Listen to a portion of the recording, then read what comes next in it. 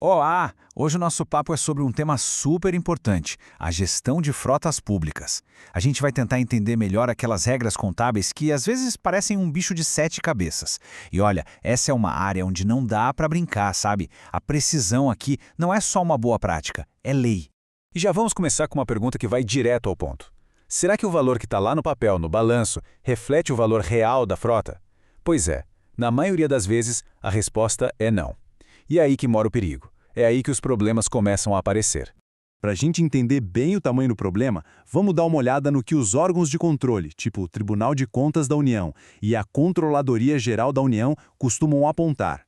Eles já sabem direitinho onde procurar os erros quando chegam para uma auditoria de frota pública. Olha só quais são os erros mais batidos, aqueles que sempre aparecem.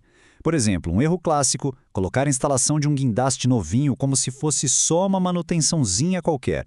Ou então, imagina só, pegar dois caminhões iguais, do mesmo ano, mas um que rodou horrores e o outro que quase não saiu da garagem e dizer que eles valem a mesma coisa no papel. Não faz o menor sentido, né? São essas falhas que criam uma baita distorção. O ativo fica valendo menos no livro contábil e a despesa acaba inflada. Tá, mas e aí, como é que se conserta isso? Bom, a primeira grande solução tem um nome: componentização. A ideia é entender que um veículo mais complexo, um veículo especializado, não é uma peça única, mas sim um conjunto de partes com valores e vidas úteis bem diferentes. Na prática, componentizar é tipo dividir para conquistar. A norma, a NBC-TSP 07, é bem clara. O veículo base e as peças principais dele precisam ser registrados em separado. E por quê? Simples, porque eles custam valores diferentes e duram tempos diferentes. E esse exemplo aqui deixa tudo bem claro. Pensa num caminhão guindaste. O chassi, a estrutura dele, pode ser uns 55% do valor total e ter uma vida útil de, sei lá, 600 mil quilômetros. Agora o guindaste em si, o Munk, já é outra história. Ele é uns 30% do valor e a vida útil dele não se mede em quilômetros, mas em horas de uso, digamos 20 mil horas. Aí se o motor é trocado, ele vira um componente novo, com seus 15% de valor. Cada parte tem sua própria contagem de tempo, sua própria depreciação. Então, o ponto principal é esse. Componentizar não é luxo, não é opcional. É uma obrigação para ter um balanço que mostra a realidade e, claro, para seguir a norma. Ok, vamos para a segunda grande solução, que ataca outro erro bem comum. Aqui, a gente sai daquela ideia de olhar só para o calendário, só para a idade do veículo e passa para um jeito muito mais inteligente e justo que leva em conta o quanto aquele bem foi usado de verdade. Essa comparação aqui mostra bem a diferença. O método tradicional, o de linha reta, só quer saber do tempo, dos anos. Já o método da métrica dupla, que é o que o MCESP e a norma pedem, é bem mais esperto. Ele olha para o tempo e para o uso, seja em quilômetros rodados ou horas trabalhadas. É assim que se captura o desgaste real da máquina. E olha, a lógica por trás disso é simples e não tem como discutir. Pensa comigo, dois caminhões iguaizinhos, do mesmo ano. Um rodou 230 mil quilômetros, o outro só 30 mil. Tem cabimento eles valerem a mesma coisa no papel? Claro que não. É exatamente essa distorção que a métrica dupla vem para consertar.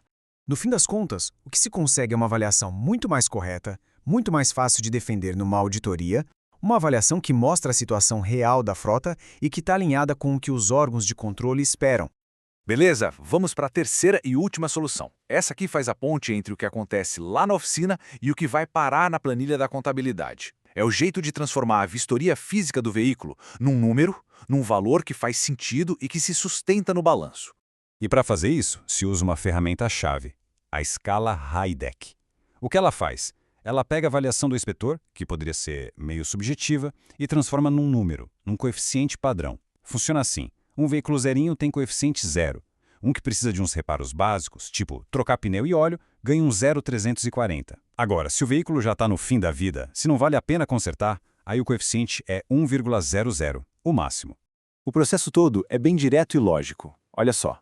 Primeiro, a inspeção física, para pegar os dados de uso como o odômetro. Segundo, classifica a condição do veículo usando a escala Heideck para ter aquele coeficiente. E terceiro, junta tudo isso para calcular o valor real depreciado, que a gente chama de valor justo do ativo. Ok, agora que a gente já entendeu esses três conceitos, componentização, métrica dupla e a escala Heideck, vamos ver como tudo isso funciona na prática, em duas decisões do dia a dia que são super importantes na gestão da frota. Essa aqui talvez seja a dúvida número 1 e onde muita gente escorrega. A regra é bem simples, na verdade. Se o gasto só serve para manter o veículo como ele estava, tipo uma troca de pneu, isso é despesa. Agora, se o gasto melhora o veículo, adiciona uma função nova, um valor a mais, tipo instalar um guindaste ou transformar uma ambulância em UTI, aí a coisa muda. Isso tem que ser capitalizado, ou seja, tem que ser somado ao valor do bem. A outra decisão super importante é saber a hora de reconhecer uma perda de valor grande e repentina. É o que o pessoal chama de teste de impairment. Essa lista aqui funciona como um guia prático. Então, por exemplo, se o equipamento ficou ultrapassado, se sofreu um acidente feio, se está parado na garagem sem previsão de voltar a rodar, tudo isso são sinais de alerta. É hora de fazer o teste e ver se o valor que está lá na contabilidade ainda faz sentido. Essa frase aqui resume tudo. É uma mudança de chave na nossa cabeça.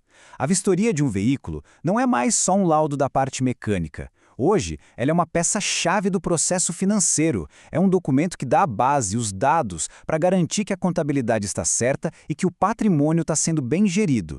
E para a gente terminar, fica a pergunta que realmente interessa, a que traz tudo isso para o nosso dia a dia. Com essas ferramentas e com esses conceitos, a gestão do patrimônio fica muito mais transparente, mais precisa e, o mais importante, muito mais fácil de defender. E aí, a frota está preparada para a próxima auditoria? Fica aí a reflexão. Muito obrigado pela atenção.